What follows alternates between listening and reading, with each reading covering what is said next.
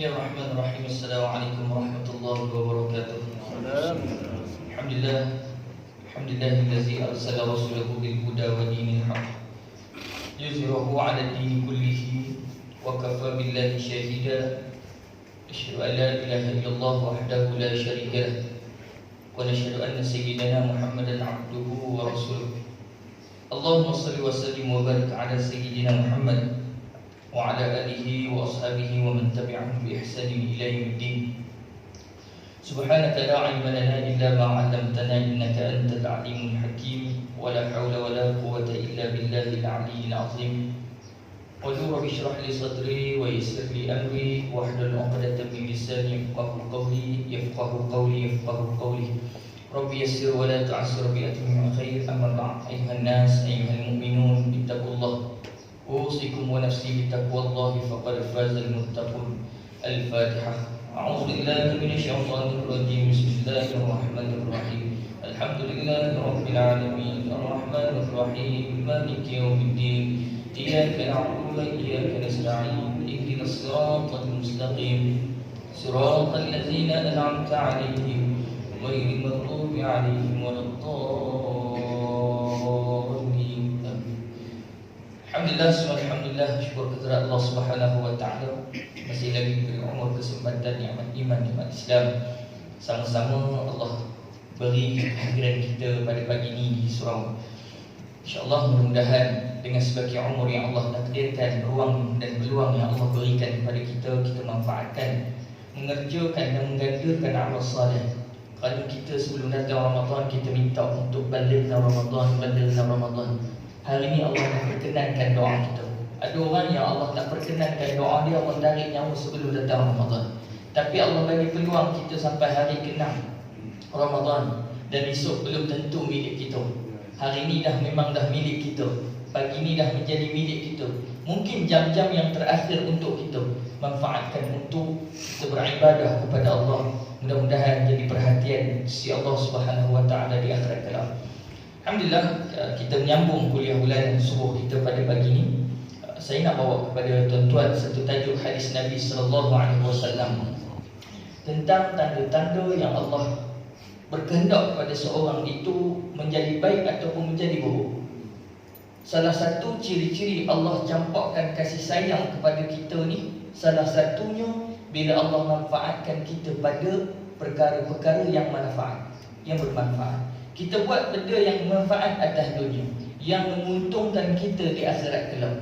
Dan ada orang yang Allah tak berkehendak dia jadi baik, bukan sebab dia tak mau dia ni Allah benci dah, tapi sebab pilihan dia, hidup dia itu menyebabkan Allah tak mau dia masuk syurga Allah. Ada jenis hamba yang Allah biarkan dia dalam keadaan leka, dalam keadaan dia melakukan perkara sia-sia, dan dia merasakan diri dia melakukan perkara-perkara yang baik. Ada jenis manusia macam ni. Dia buat perkara yang rosak, yang buruk, yang maksiat kepada Allah, tapi dia gambar yang dinampak atas gambaran perbuatan dia itu perbuatan yang baik. Kita tak mau jadi macam tu, sampaikan Allah cabut perasaan untuk beristighfar, untuk bertaubat kepada Allah tu tak ada dalam diri kita. Biarlah orang lain datang Ramadan gembira, tapi bila datang Ramadan dia ni bersedih. Sebab apa dia tak boleh lakukan maksiat-maksiat dia? Sebab apa? Dalam bulan Ramadan orang kata tempat-tempat maksiat ni tak ada, kan? Bukan tak ada, kurang. Maksudnya ada tempat yang ditutup, dikekang dan sebagainya. Dia rasa sedih sebab aktiviti hidup dia tak boleh buat. Maka orang yang macam ni, golongan yang macam ni, kata Nabi dalam hadis yang kita nak kongsi pada pagi ni, iaitu hadis yang diriwayat daripada Hakim bin Hizam. Siapa dia? Seorang sahabat Nabi sallallahu alaihi wasallam yang dia ni Islamnya lambat, tapi dia kenal Nabi dan dia tahu Nabi ni Rasulullah tu awal. Di Mekah lagi dia dah tahu dah. Siapa dia? Hakim bin Hizam bin Khuwailid. Seorang anak saudara kepada sepupu kepada Aisyah, sepupu kepada Khadijah radhiyallahu anha, sepupu isteri Nabi, maksudnya pupu Nabi. Dia berkawan dengan Nabi semasa Nabi kecil, dia duk kawan sama-sama dengan Nabi. Dia antara dua orang yang lahir dalam Kaabah. Siapa lahir kat Kaabah, dalam Kaabah lagi? Bukan kata kat Kaabah, Mekah pun jarang. Tapi Hakim bin Hizam ni lahir dalam Kaabah. Dua orang je lahir dalam masyarakat Quraisy ketika tu lahir. Orang yang lahir ketika mana lahir dalam Kaabah ni kira dipandang mulia lah. Bukan senang. Salah seorangnya Ali bin Abi Talib. Islam dulu, Islam awal, as-sabiqun al-awwalun. Yang kedua ni siapa dia? Hakim bin Hizam bin Khuwailid. Hakim bin Hizam bin Khuwailid ni sepupu kepada Khadijah radhiyallahu anha, isteri bagi Nabi. Tapi dia ni tahu, dia kenal Nabi, dia tahu Nabi ni dia kata dilantik menjadi rasul, jadi Nabi.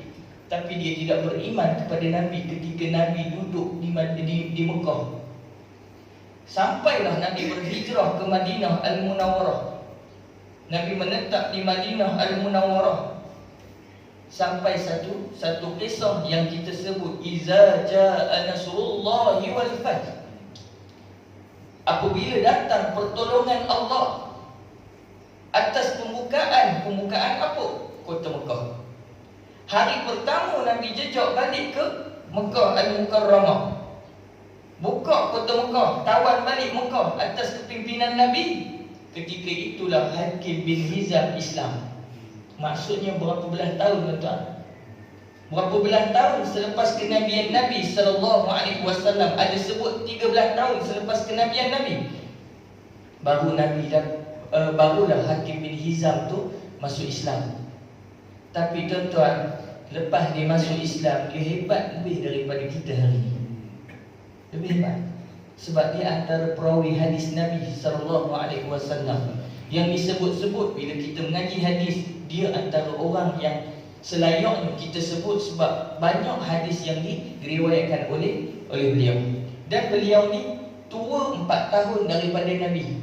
Maksudnya Nabi dia lahir 4 tahun, selepas tu baru Nabi lahir. Tapi dia kawan rapat dengan Nabi, kecil dengan Nabi dan sebagainya. Kalau tuan-tuan baca kisah bila Jibril datang, kan, Jibril datang belah dada Nabi ketika Nabi kecil. Tuan-tuan pernah dengar kisah tu? Antara orang yang berada pada kisah tersebut namanya Hakim bin Hizam. Tapi dia tak beriman dengan Nabi.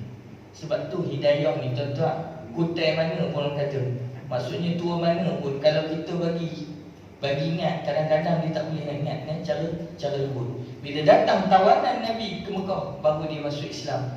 Antara jaminan Nabi, orang yang takkan dapat, orang kata tak ditawan, adalah Hakim bin Hizam. Sebab sebelum Nabi berhijrah, sebelum Nabi buka Fathul Mekah, dia dah jumpa Nabi dulu dah. Dia kata, aku akan Islam nanti di tangan kamu wahai Muhammad. Dia janji macam tu. Bila Nabi tawan Mekah, dia Islam. Balik pada tahun ke-12 ataupun tahun ke-3 hijrah ataupun ke-4 hijrah. Baik. Cerita ni tuan-tuan, hadis daripada Hakim bin Hizam an Nabi SAW. Hadis ni ulama berselisih pandang tentang taraf hadis ini. Ada yang meletak hadis ini hasan li ghairi. Hasan, hadis ni hasan. Ada yang meriwayatkan hadis ni dhaif sebab ada seorang nama Abu Muhsan bin Ubaid. Abu Muhsan bin Ubaid ni antara perawi hadis yang orang kata dia ni banyak lupa. Banyak lupa. Bila orang tanya pasal hadis ni, dia kata aku tak ingat, aku ingat sikit-sikit. Maksudnya kalau orang jadi macam tu, periwayatan hadis dia, cerita dia tak ambil kira. Kena ambil orang yang boleh tahqiq hadis yang diriwayat. Maka salah seorang antara jalur hadis perawi ni namanya Muhsan bin Ubaid. Maka dia ni antara orang yang tertolak hadis dia. Maka hadis ni ulama Imam At-Tirmizi, Imam Abu Dawud, An-Nasai, jumhur ulama hadis meletakkan hadis ni dhaif. Walaupun dhaif tuan-tuan, bukanlah hadis ni bukan sahih dah, tapi hadis ni jalur dia kurang. Orang kata hadis ni tak berapa kuat. Kena ada hadis yang lain nak menyokong pandangan dalam hadis tersebut. Apa kata hadis Nabi SAW? Alamatu i'radillahi ta'ala 'anil 'ibad istighaluhu bima la yughni ataupun bima la yaghni wa inna mra'a zahabat sa'atun min umurihi fi ghairi ma khuliqa lahu min al-'ibad la jadirun an tatula 'alayhi hasratuhu wa man jaza arba'in wa man jawaza arba'ina wa lam yaghlib khairuhu aw ala syarruhu falyatajahhaz ila an-nar. Hadis ini hadis dhaif bagi sisi ulama Abu Isa At-Tirmizi, Imam At-Tirmizi. Hadis yang ke-3246. Hadis Nabi sebut di atas, perenggan atas tu Nabi sebut mula-mula sekali. Nabi kata apa? Alamatu i'radillahi ta'ala 'anil ibad, adalah dikira sebagai tanda-tanda Allah berpaling daripada seseorang. I'radillah, tanda-tanda alamatu, dia kata tanda-tanda orang tu Allah berpaling daripada dia. Allah tak dengar permohonan dia. Allah tak fikir tentang hidup nasib dia, untung nasib dia. Dan Allah tak mau fikir dia ni nak masuk syurga ke tidak, nak bagi jalan masuk syurga ke tidak. Allah tak mau bagi hidayah pada dia. Kata Nabi, istighaluhu bima la yughni. Istighaluhu bima la yughni. Kata Nabi SAW, maka dia kata, selalulah ia itu, seorang hamba itu mengerjakan perkara-perkara yang tidak berfaedah baginya. Tanda-tanda yang pertama, kata Nabi, Allah tidak berkehendak seorang hamba itu.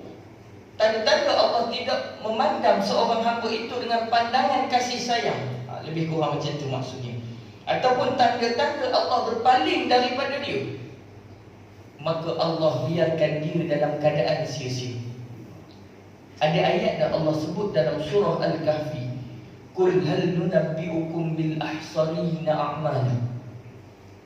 Hei Muhammad, katakan hai Muhammad, nakkah aku ceritakan kepada kamu, kata Allah, hei Muhammad, bagi tahu pada umat kamu, nakkah aku ceritakan kepada mereka itu? Qul hal nunabbi'ukum bil ahsarina a'mala allazina dhalla sa'yuhum fil hayatid dunya wa hum yahsabuna annahum yuhsinuna sun'a.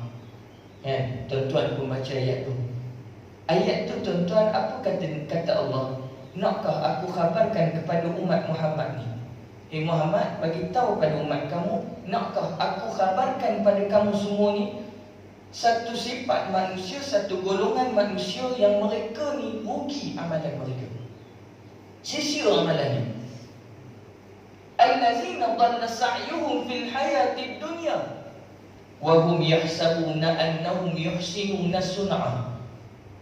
Mereka buat amalan kesesatan di dunia ni, tapi nampak molek bagi mereka, nampak cantik, mereka rasa tak sesat. Mereka duduk rasa mereka ni buat benda betul. Orang tegur pun dia kata, mana ada salah, aku buat semua benda betul. Jaga-jaga. Kadang-kadang amalan yang kita buat, orang tegur perbuatan kita tu salah, dan kita rasa kita nak benutulkan perbuatan kita. Tak, betul aku buat ni. Nampak? Maka rugi amalan mereka itu di hadapan Allah. Sia-sia. Sebab tu kita, tuan-tuan, hari ni kita kena tengok taklid dengan ulama yang betul-betul bawa kepada redha Allah, bawa kepada redha Nabi, sampai kepada Nabi. Jangan kita duk ingat kita buat semua benda atas dunia ni betul. Allah yang nilai, bukan manusia. Ya, betul penilaian di sisi Allah Ta'ala, tapi kita diberi Nabi SAW. Kita dibimbing oleh, kata setiap daripada zaman itu diberi Nabi dan diberi ulama untuk menegur perbuatan umat. Tapi hari ni ulama mereka cerca je, mereka hina je, mereka pandang lekeh je. Kata hang buat apa, hang kopiah merah ni. Bahasa sekarang, kopiah merah, si kopiah merah dia panggil. Padahal orang tu lagi alim daripada dia. Dia bukan kata kopiah merah, seluruh pendek dia pakai. Tegur nama. Kat sini lah, tempat lain. Sini wali-wali, tengok janggut pun tahu. Wa inna ra'a zahabat sa'atun min umurihi fi ghairi ma khuliqa lahu min al-ibad, kata Nabi SAW. Dan seandainya ada satu sahaja daripada Semua yang telah digunakan pada barang yang belum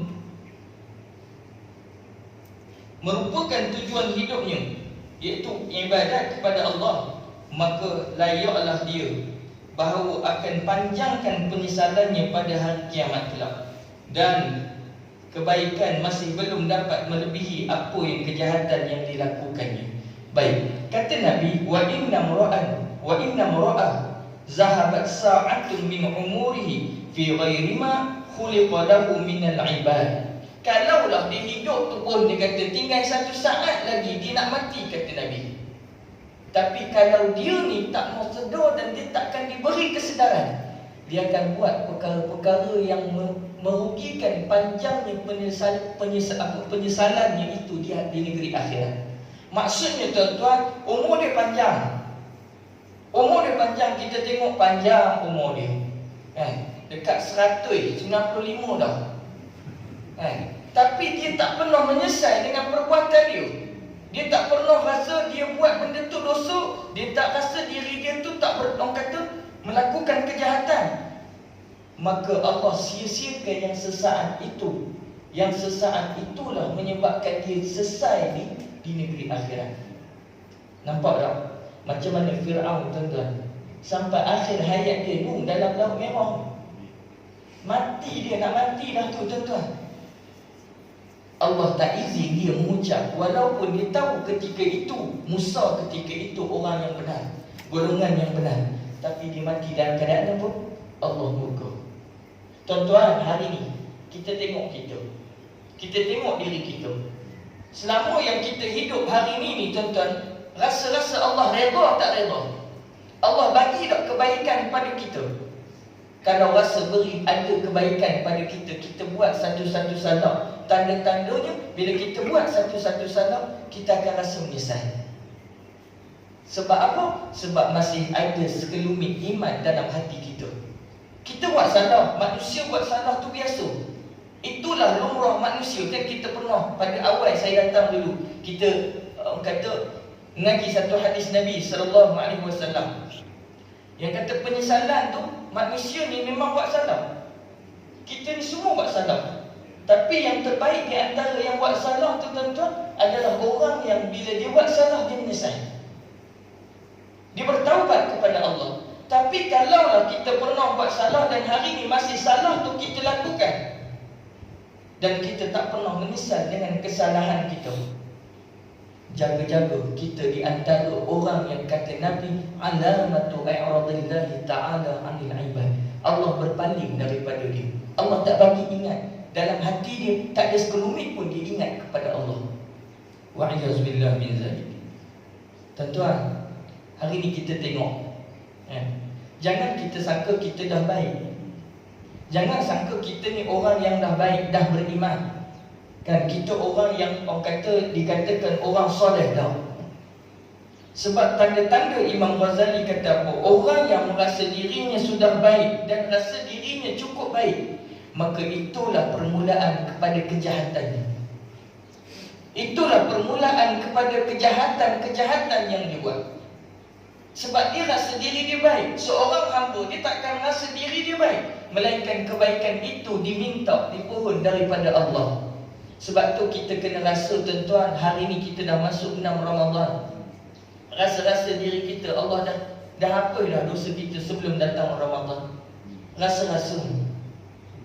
Sebab Nabi pernah beri amaran dan Nabi terkejut. Esok hari kiamat Nabi kata aku terkejut.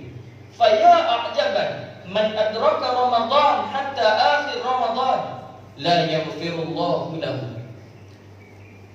Kata Nabi SAW yang diriwayat daripada Aisyah radhiyallahu anha, Nabi SAW sebut faya a'jaban, aku terkejut, aku takjub, dia kata. Man adraka Ramadan, siapa yang datang daripadanya bulan Ramadan. Hari ni tuan-tuan Ramadan tiap-tiap datang pada kita dah. Sampai hari ni dah melalui 6 hari. Sebelum ni sebulan lalu Ramadan. Nabi kata man adraka Ramadan hatta akhir Ramadan, sampai habis Ramadan. Ada orang yang datang padanya bulan Ramadan, dia masuk bulan Ramadan pada awalnya sampai habis Ramadan, Dia hidup lagi sampai dia jumpa dengan Allah. La yaghfirullahu lahu. Allah tak ampun dosa-dosa dia. Allah tak ampun dosa-dosa dia. Nabi kata, aku terkejut. Sebab apa? Sebab Ramadan ni Allah sediakan keampunan cukup. Sampaikan Allah bagi keistimewaan, Allah tutup pintu-pintu neraka. Allah kata, hai hamba-Ku, wasari'u ila maghfiratin min rabbikum. Allah merayu tuan-tuan kat kita. Allah sendiri minta wasari'. Mailah, Allah panggil, bersegeralah, cepat-cepatlah kamu ila maghfiratin min rabbikum, kepada keampunan Allah. U'iddat lil muttaqin, yang dijanjikan untuk orang-orang yang bertakwa. Kita hari ni tuan-tuan, kita puasa ni untuk apa? Allah janji apa? Bukan Allah janji syurga, tapi Allah janji la'allakum tattaqun, mudah-mudahan kamu bertakwa. Puasa tak cukup untuk kamu masuk syurga Allah. Jika kamu tak meninggalkan perkara-perkara yang Allah larang. Sebab itu tuan-tuan, puasa ni satu jalan yang Allah buka supaya kamu melakukan perkara-perkara amal soleh yang lain. Sebab tu dalam bulan Ramadan ni bukan hanya berpuasa Allah suruh. Allah suruh gandakan ibadat, Allah jadikan tarawih. Allah suruh kita bersedekah, Allah wajibkan kita zakat. Pada bulan lain kenapa Allah tak wajibkan kita zakat? Kenapa pada bulan Ramadan?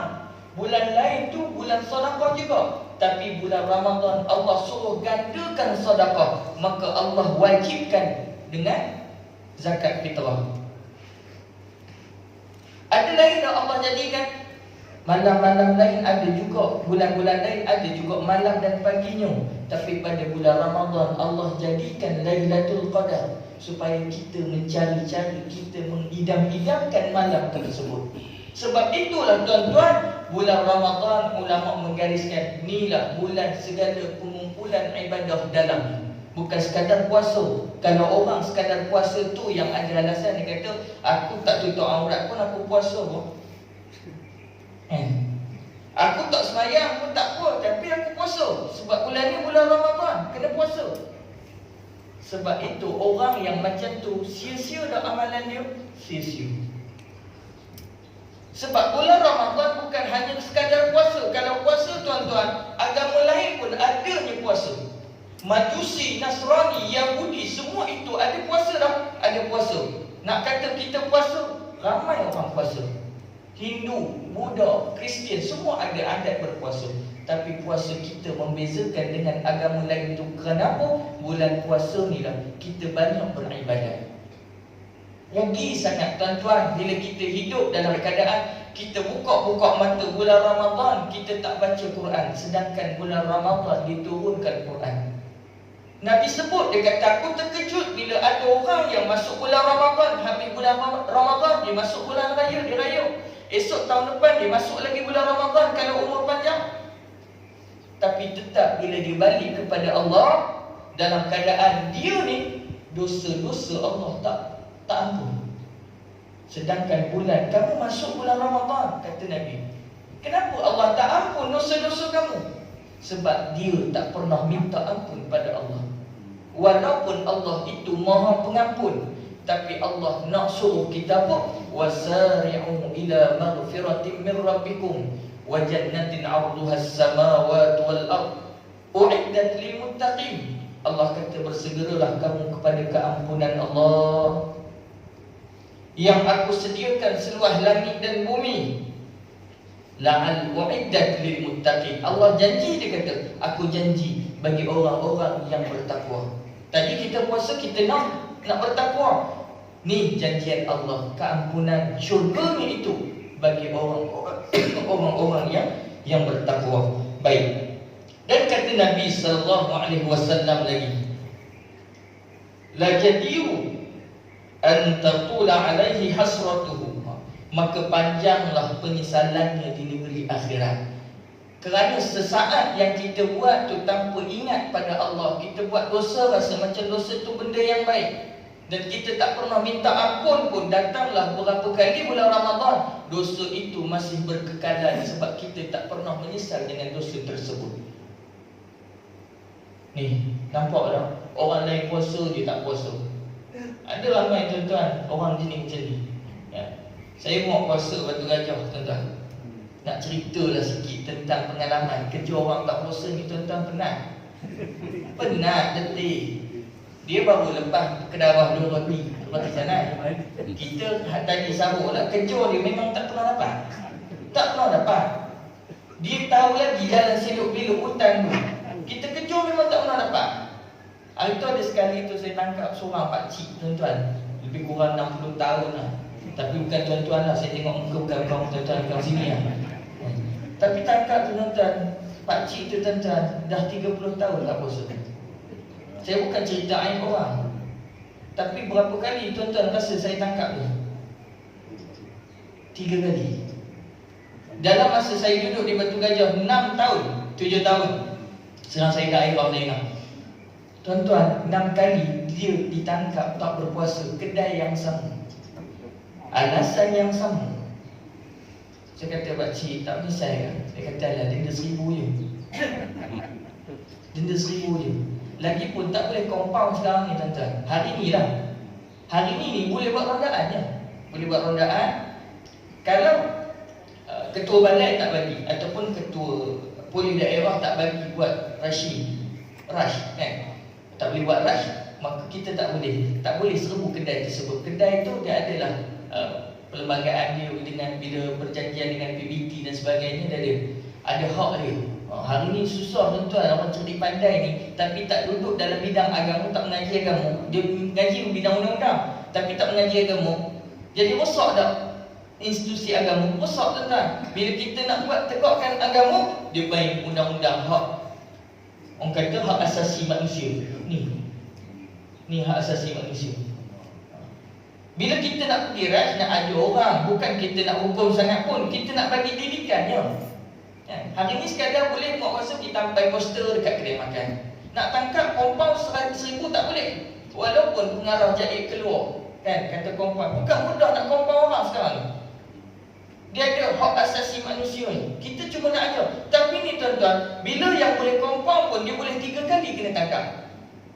Saya kata, Haji di masjid, saya kenal Haji. Dia kata, kenapa Haji tak puasa? Gastrik Ustaz. Tu, gastrik. Saya kata gastrik bila ada surat doktor ada. Dia kata bila? 30 tahun lepas. Gastrik 30 tahun lepas. Dia guna alasan tu sampai dah 30 tahun tak puasa.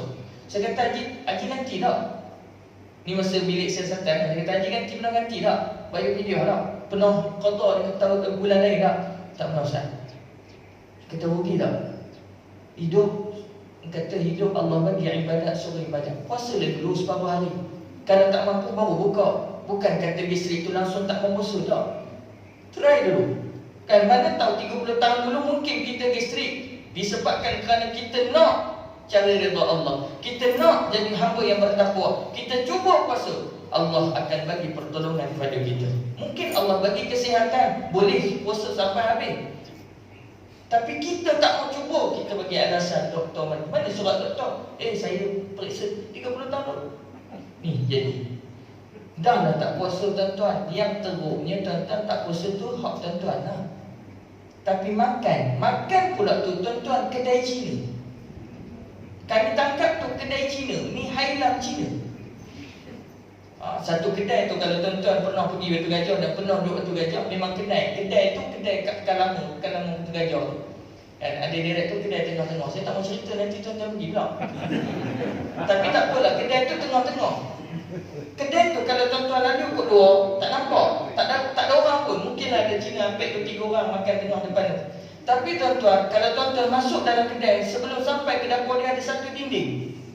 Dinding tu masuk, dinding tu tuan-tuan berdepan dengan tandas. Ada 2-3 meja. Meja bulat tu yang boleh duduk 8 orang, 10 orang. Duduk situ tuan-tuan, semua orang Melayu. Orang kerja KTM ada, orang kerja hospital ada. Semua pakai baju kerja. Kena tangkap tu tuan-tuan. Allahu Akbar. Kadang-kadang kita nak tangkap pun malu. Sebab dia pun kadang-kadang kita tangkap, Dia bagi merayu dah, dia kata saya tak boleh puasa dah, janganlah report kat bini saya tak tahu saya tak puasa. Ni alasan-alasan tu kena. Tu kadang-kadang sebab ada satu jalan tu pintu dia ada 3. Pintu depan satu, pintu belakang tu 2. Ikut tandas tu, kalau masuk tandas tu boleh keluar ke sana, dinding sebelah ni. Kata, sebab tu bila kami kejar tuan-tuan tak pernah dapat. Cina tu pandai kata, sebab dia buka kedai waktu pukul 10-11 dia buka. Dia buka lah main tengah orang kata orang rehat. Penat kata.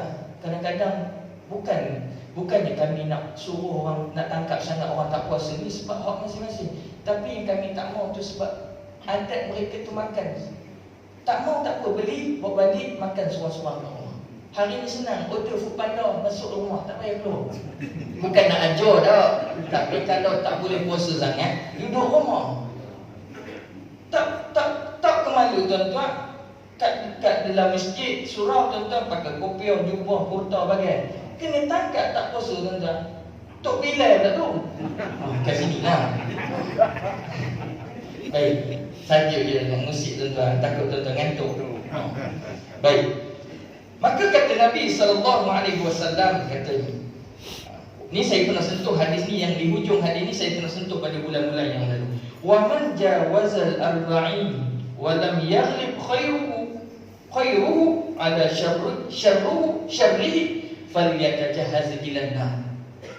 Kata Nabi, barang siapa yang sudah capai kepada umur 40 tahun. Ni tuan-tuan kena ambil tahu. Kenapa Allah sebut, kenapa Nabi sebut 40 tahun? Umur 40 tahun ni sempadan hidup kita antara dunia, nak pulang dunia ke nak pulang akhirat. 40 tahun, capai je umur 40 tahun, tuan-tuan kena renung muhasabah balik diri tuan-tuan. Tuan-tuan mungkin dah capai 40 tahun, ramai yang 40 tahun hari ni. Tak apa, saya baru 13 tahun. Tapi tuan-tuan yang 40 tahun dah melebihi had 40 tahun. Kenapa 40 tahun? 40 tahun kata ulama, dia umur matang manusia. Umat Nabi lah kan. Umat Nabi Muhammad ni umur matang dia 40 tahun. 40 tahun ni lah tuan-tuan, ketika mana kuatnya ujian Allah Ta'ala. Kuatnya ujian Allah Ta'ala, dia nak hala hidupnya ni, hala kepada benda baik, nak ke hala ke jalan syurga, ataupun hala ke neraka. 40 tahun ni penentu, kata ulama. Bukan kata Nabi, kata ulama. Sebab kenapa? Nabi dilantik ketika umur 40 tahun. Nabi Ibrahim ketika diuji oleh Allah Ta'ala ketika umur 40 tahun, yang dia tak ada anak. Dan Nabi-Nabi lain ketika mana cukup kemuncak ujian kepada mereka itu. Mereka itu kebanyakannya Nabi-Nabi ketika itu umur 40 tahun. Sebab itu Nabi sebut, kalau dah sampai arba'in, 40 tahun, kalau tak berubah, kebaikannya tidak melebihi kejahatannya, falyatajahhaz ilan nar. Bersiap-siagalah kita, packing barang siap-siap balik ke neraka. Wa'iyazbillahi min zalik. Nabi sebut tuan-tuan, bukan saya sebut. Nabi sebut kalau seorang itu telah tempuh umurnya 40 tahun, kebaikannya tidak melebihi kejahatannya, maka siap-siagalah kamu untuk ditempatkan di dalam neraka Allah. Sebab apa Nabi sebut 40 tahun? Imam Ghazali sebut tentang hadis ni dalam kitab Ihya ni. Dia kata apa?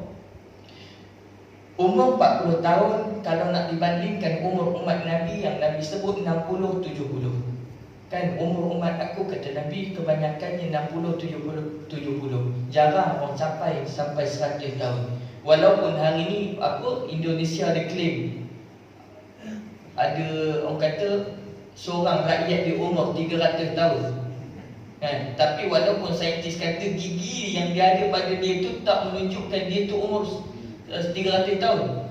Gigi yang ada pada dia tu, bila orang kaji, dia hanya seusia 98 tahun. Tapi tua sangat dah tuan-tuan, pokok sangat lah. Sebab tu mereka duk claim kata mereka umur lelaki ni umur paling tua dalam dunia. Sekarang tua dalam dunia 120 kan, 120 tahun. Tapi Indonesia kata dia ada rakyat 300 tahun. Bila gaji-gaji balik, gigi dia baru 98 tahun. Bermakna bukan 300 tahun lah tuan-tuan. Maka kat sini tuan-tuan, Bila kata Nabi SAW kata umur umat aku 60, 70. Kalau kita dah capai 40 tahun, bermakna kita berbaki daripada, kalau dah 70 tahun maksimum kita umur, kata ambil maksimum 30 tahun ni, 70 tahun, maka kita masih ada 30 tahun. Tuan-tuan, 30 tahun kita beramal. Amalan kita sama macam sebelum kita capai umur 40 tahun. Puasa macam puasa orang biasa-biasa, Quran tak pandai baca, solat biasa je, datang masjid, kan? Habis-habis semayang bagi salam, kumbah balik. Ngaji tak mau. Bila orang buat qiyamul lail, tuan-tuan, dia kata tak apalah, aku qiyam seorang-seorang. Bila orang buat ramai-ramai, aku tak boleh khusyuk, aku buat seorang-seorang. Langsung tak buat. Orang buat surau masjid buat tu supaya ramai orang, digalakkan orang datang, boleh main semayang, boleh main qiyamul lail. Qiyamul lail bagi syarat pada tuan-tuan. Kalau tuan-tuan nak bagi qiyamul lail, Nabi SAW sunnah dia, tinggal semua tempat tidur, tinggal semua anak bini. Tuan-tuan, datang mengasingkan diri daripada awal Ramadan sampai habis Ramadan. Kita qiyamul lail bawa kebun, bawa bantai daripada rumah. Qiyam benda. Haji buat apa? Tonton tu nak pergi qiyam kat masjid. Tok Imam bagi dah azan nak qamat subuh, tok Bilal lah baru dia sedar. Sebab tu nak qiyam, tinggalkan tempat tidur, bantai jangan bawa. Sejadah kan tu, jadilah pergi sejadah. Tak pun dengan cukup. Bila kita tidur tak selesa, bermakna cepat tak kita bangun? Cepat kita bangun.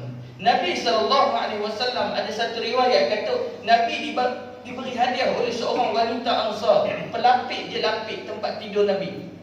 Kawan pada Aisyah, wanita Ansar datang rumah Nabi, sembang-sembang dengan Aisyah. Dia nampak tempat tidur Nabi tu, ya Allah, takkanlah Nabi tu tidur atas, orang kata getah, yang kata getah maksudnya orang, benda yang dianyam dengan melepah, dengan daun-daun taman, diletakkan susun elok-elok cantik-cantik letak. Itulah tempat baring Nabi.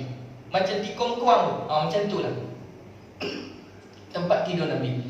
Maka bila wanita Ansar ni kata, ya Allah, aku kesian tengok kamu, hai Aisyah, tu ke tempat tidur kamu? Ya. Kadang-kadang aku tidur bawah, Nabi tidur atas. Kadang-kadang Nabi tukar dengan aku, Nabi tidur bawah, aku tidur atas. Tak boleh kongsi tu, sebab katil dia katil kecil. Lepas tu dia kata tak apalah, mari ikut aku balik rumah. Wanita Ansar tu bagi sedia kata sufrah. Sufrah tu maksudnya kain nipis. Kita panggil seprah.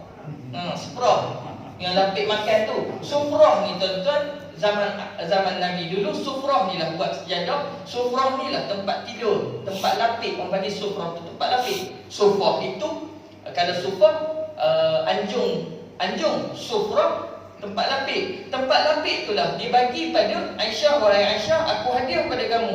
Kamu lapiklah tempat tidur kamu tu, kesian sangat.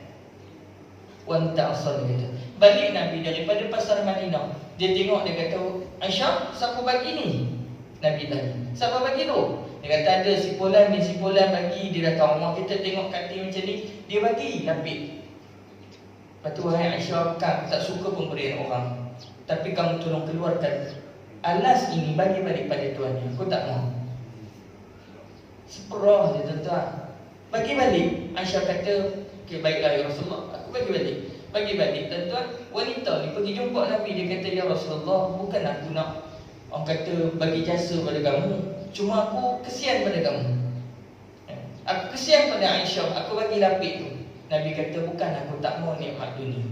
Aku bimbang kalau aku tidur sedap, aku tak bangun daripada ibadat malam. Kita tuan-tuan, saya lah tuan-tuan bukan kopiah pun tengok kopiah wali, ni tempat saya. Susah bangun tuan-tuan. Itu dah ujian.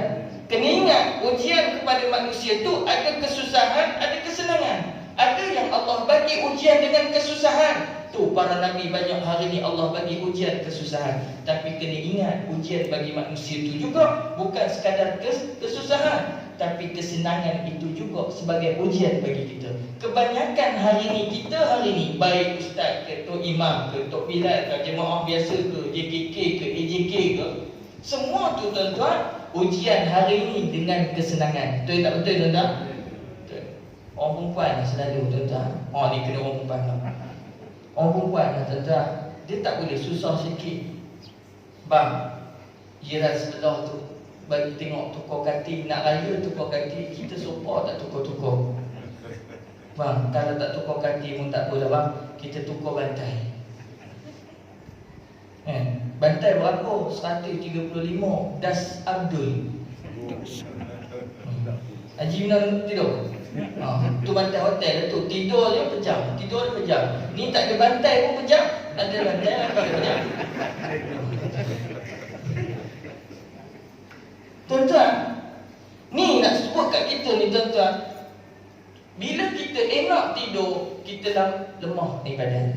Bila kuat kita makan, kurang ibadat. Nabi tuan-tuan banyak lapar daripada makan. Sebab itu Nabi mudah untuk bangun daripada solat malam. Kita tuan-tuan habis buka puasa dengan kurma, dengan anak lebah lah, dengan kanji lah, lepas tu semayang. Makan pula ayam masak merah lepas semayang. Terawih pula 8. Saya pun 8 juga tuan-tuan. Bukan tuan-tuan, saya pun 8 juga. Bila orang panggil kita buat 8. Saya tak boleh letak 20 rakaat. Bukan kata, bukan tak mau ibadat, tapi ialah kalau kita buat 10, 20 pun tuan-tuan, yang kumbang banyak daripada yang 3. Kata tak apalah, mana yang rasa senang, 8 ke 20? 8. Kita buat 8. Baik.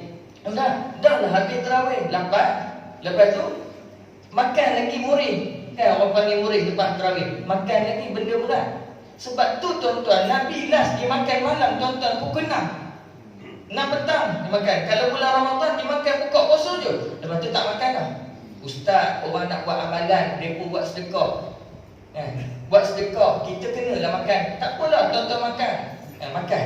Tapi kena ingat, kita sampai 6 Ramadan ni tuan-tuan, berapa kali tahajud malam kita buat? Adakah 6 kali kita dah buat? InsyaAllah. Tu jawapan wali-wali, insyaAllah. Kadang-kadang kita, ya Allah, dah 6 hari dah aku Ramadan, sekali pun aku tak sempat buat tahajud.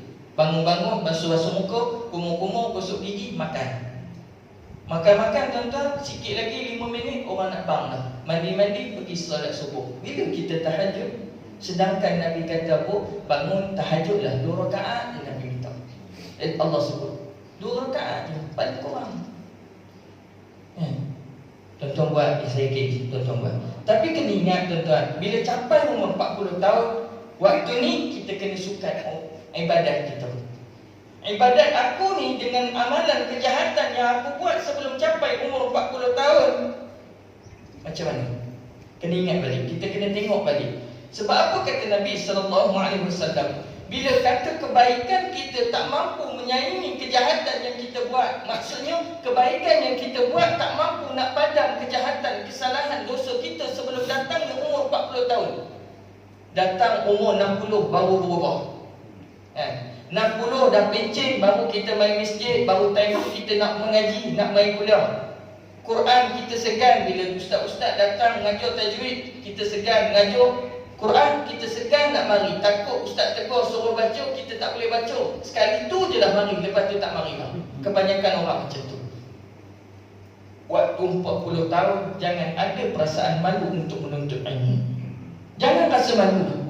Sebab apa? Bila umur 40 tahun, kita rasa malu, kita rasa segan dengan ilmu, tunggulah tuan-tuan, kata Nabi, falyatajahhaz ilan nar. Waktu tu tuan-tuan baru kita nak berubah. 60 tahun bila kita baru nak berubah. Katalah umur kita 70 tahun, tinggal 10 tahun je lagi kita nak mampu ubah diri kita daripada hamba yang maksiat kepada hamba yang abid, hamba ahli ibadah.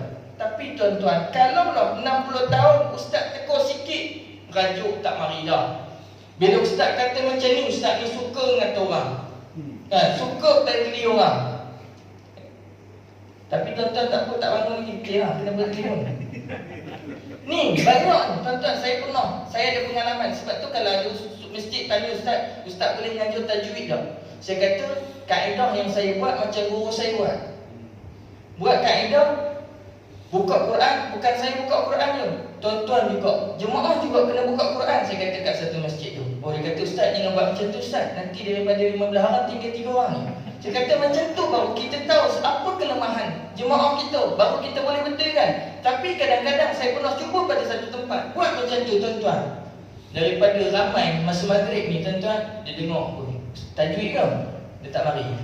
Dia cari masjid lain, kot lain. Nak pergi semalam Ustaz, bini ngajak. Ni, Quran tinggal tak tuan-tuan? 60 tahun tuan-tuan tak boleh baca Quran dan segan nak baca Quran. Tak apalah tuan-tuan, tu kaedah dulu. Saya masih mengekalkan kaedah macam tu. Tapi ada ustaz-ustaz hari ni menyenangkan jemaah kita. Macam mana? Boleh buat kelas online, talaki secara personal. Kan? Telefon je siapa-siapa. Ustaz, saya tak pandai mengaji. Saya terus terang, Ustaz, saya tak pandai mengaji. Saya nak mengaji Ustaz, tapi saya tak mau mengaji kelas umum. Saya nak personal dengan Ustaz. Ustaz ada masuk tak? Tak ada masuk. Saya ada masa pukul 12 malam. Tak apa Ustaz, pukul 12 malam saya nak online. Tak apa, Tuan Haji online seorang-seorang. Saya nak tidur. Carilah masa Ustaz free bila? Kata, saya free tu adalah masa 2-3 petang tu free lah. Sebelum Zuhur tu, hari Sabtu Ahad. Ustaz, waktu tu saya nak peruntukan untuk saya nak mengaji dengan Ustaz. Rumah saya jauh, tak apa, saya pergi rumah Ustaz. Ni jenis kan, tapi jangan dengan saya, dengan orang lain, Ustaz-Ustaz lain.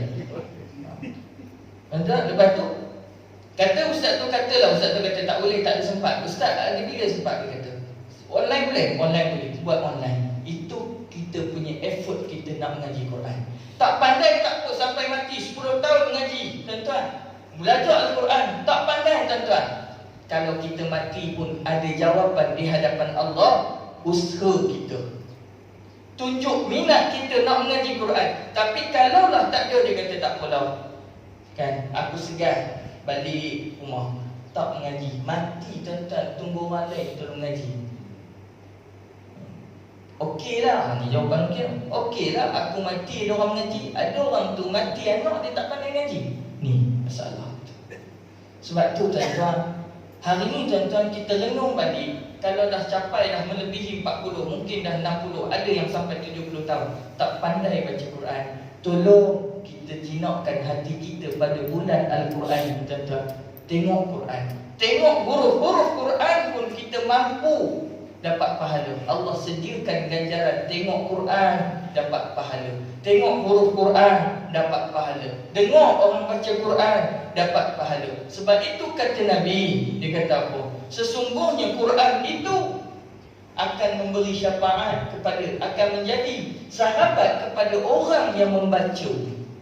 Mana kita nak duduk? Golongan yang hanya melihat, tengok je Quran, datang surah tengok rok tu tak berubah-ubah warna kan, susun elok cantik je tuan-tuan, tak ada berubah. Tapi kalau pergi masjid surah tu tengok berubah, kira ahli qaryah dia pandai, orang yang banyak baca Quran. Ambil Quran tengah hari Jumaat tu, ambil Quran sebelum azan baca. Tak boleh baca, ejolah macam mana ya. Sebab itulah cara kita nak didik diri kita daripada jahil kepada orang yang ambil hampir kepada Allah. Tuan-tuan jangan segan tuan-tuan, tanya. Kalau tak faham satu-satu, ustaz tu ngajar, tanya. Tak boleh nak tanya, takut malu, tanya secara umum. Lepas kuliah tanya, Ustaz, saya ni jahil sungguh-sungguh. Ustaz ngajar tadi saya tak faham pun, satu pun saya tak faham tentang Quran. Ustaz boleh terang. Kalau tuan-tuan dah pandai dah tentang baca Quran, dah hafal dah sebahagian daripada Quran, jangan hanya duduk daripada takut membaca tilawah sahaja. Ambil satu tahap lagi, tadabbur. Tadabbur Al-Quran. Apa dia? Kita tengok apa yang Allah bicara dengan kita waktu tu, apa yang Allah pesan pada kita hari itu. Buka satu ayat, satu muka, tengok kandungan. Tak perlu terjemah satu-satu, tengok kandungan ayat, buka tafsir. Muka ni Allah, muka surat ni apa yang Allah pesan pada kita. Ambil satu amalan. Sebab Sayyidina Umar ibn Khattab ambil masa 3 tahun tadabbur suratul Baqarah. 3 tahun tuan-tuan. Baru dia pindah surah lain, baru dia pindah surah yang kedua selepas surah Al-Baqarah. Ambil masa 3 tahun dia tadabbur satu-satu ayat. Saya cerita pada tuan-tuan penutup kuliah saya pada malam ni, seorang wanita Yaman umur 73 tahun. Dia tak pandai baca Quran dan dia buta huruf. Apa yang dia buat? Dia buka lembaran Quran Daripada start suratul Fatihah, dia jahit, dia anyam pada satu kain. Ikut ayat Quran. Dia tak pandai baca. 73 tahun dia tak pandai baca dan tak ni. Itu bukan kata bangsa Melayu, bangsa Arab, bangsa Yaman. Dia jahit, dia anyam ayat-ayat Quran sampai umur dia 80 tahun. Maksudnya 7 tahun dia ambil masa anyam Quran. Yang tu effort dia, usaha dia tentang cintanya pada Quran. Mati dia tuan-tuan, anak dia kata, mak saya tetap tak boleh baca Quran. Tapi tuan-tuan, menulis ayat pun Allah bagi ganjaran setiap huruf itu 10 kelebihan atas effort dia. Iqra'ul Quran, kata Nabi, ya'ti yawmal qiyamah syafi'an li ashabi. Atau kama qala, kata Nabi, bacalah Quran, bacalah Quran. Ya'ti, dia kata, nanti pada hari kiamat dia datang pada kamu, beri syafaat. Dia datang pada hari kiamat, beri syafaat kepada ahli dia, kepada sahabat-sahabat dia. Kisah satu hadis Nabi, bila Nabi Munkar dan Nakir ini nak tanya kepada seorang, malaikat nampak ada seorang susuk pemuda duduk di hujung kepala laki-laki tersebut. Malaikat tanya, siapakah kamu? Aku adalah Quran yang dibaca oleh laki-laki ini. Habis tu apa tugas kamu? Aku ni ditugaskan oleh Allah untuk memelihara laki-laki ni. Nabi sebut hadis tentang apa? Yang suruh baca suratul Mulk. Yang baca, yang akan dipelihara seorang tu. Kisah dia, Quran tu esok duduk depan kepala kita, dia akan jawab bagi diri kita pada hari kiamat. Hadis sahih. Tuan-tuan, kalau kita tak pernah baca Quran, tak ada effort nak mengaji Al-Quran, tuan-tuan jangan harap ada penolong kita di alam kubur. Bacalah sikit, tak banyak sikit tuan-tuan. Sebab tu tak pandai tuan-tuan baca. Orang perempuan tu tuan-tuan yang kata Yaman tadi, 7 tahun dia nganyam Quran. Hari ni Quran dia masih kekal di Muzium Makkah. Tuan-tuan, dekat Jabal Umar, tuan-tuan kalau pergi lalu Hilton City, Hilton ni, Hotel Hilton tu, ada satu nama Jabal Umar. Pintu saya tak ingat pintu yang keberapa, saya tak ingat pintu Masjid Haram yang berapa, 25 ke 29. Berdepan dengan tu ada satu Muzium Makkah. Dalam muzium tersebut ada satu lembaran Quran diletak dalam satu frame, dalam almari kaca yang besar. Bila kita tengok, kita tanya orang yang jaga Quran siapa, dia kata wanita Yaman, kami beli. Mudah-mudahan orang tengok baca Quran, orang tengok tulisan anyaman dia, kelebihan orang melihat itu, dia dapat pahala. Nampak tak effort dia? Berapa juta orang yang datang ziarah muzium tu, tengok apa yang dia buat, dia dapat pahala. Sebab itu tuan-tuan, gunakan walaupun sesaat lagi kita hidup hari ini, gunakan untuk manfaat. Takut-takut kalau kita tak guna untuk kerja yang manfaat, Allah tak pandang dan Allah berpaling daripada kita. Mudah-mudahan insya-Allah tuan-tuan, kita doakan mudah-mudahan Allah sampaikan umur kepada pengakhiran Ramadan. Mudah-mudahan ini bukan Ramadan yang terakhir untuk kita. Andai Ramadan ini yang terakhir, tuan-tuan, perbaikilah diri kita. Mudah-mudahan kita berhadapan dengan Allah, ada jawapannya di sisi Allah Subhanahu wa taala. Dan saya mohon maaf jika terkasar bahasa menyinggung perasaan hati tuan-tuan dan puan-puan. Mudah-mudahan apa yang kita bicarakan ini ada kebaikannya dan titik tolak kebaikan untuk perubahan diri kita, diri saya dan juga tuan-tuan. Mohon maaf sekali lagi kalau terkasar bahasa. Dan kita akhir majlis kita pada pagi ini dengan tasbih kafarah dan suratul Asr. Bismillahirrahmanirrahim.